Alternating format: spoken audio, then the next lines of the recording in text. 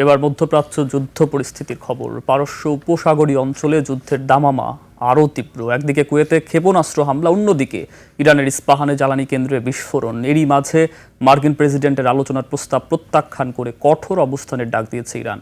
বিস্তারিত নাইম আহমেদের ডেস্ক রিপোর্টে।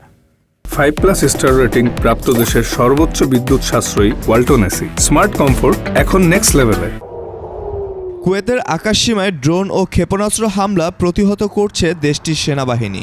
ইরানের ছোড়া ক্ষেপণাস্ত্রের ধ্বংসাবশেষ পড়ে বিদ্যুৎ সরবরাহ বিচ্ছিন্ন হয়েছে দেশটির বেশ কিছু এলাকায়। এরই মধ্যে ইসরায়েলে অবস্থানরত নিজ নাগরিকদের দ্রুত দেশ ছাড়ার নির্দেশ দিয়েছে চীন।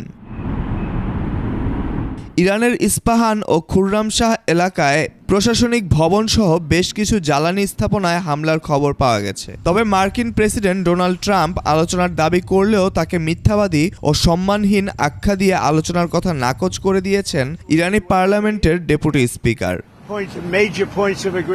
নিরাপত্তা নিশ্চিতে সব ধরনের সক্ষমতা ব্যবহার করবে ইরান, এমন হুঁশিয়ারি দিয়েছেন আইআরজিসির মুখপাত্র। বলেছেন, ইরান বুদ্ধিমত্তা ও শক্তির মাধ্যমে হরমুজ প্রণালী নিয়ন্ত্রণ করছে। এই অঞ্চলে বহিরাগত কোনো দেশের হস্তক্ষেপ করার অধিকার নেই।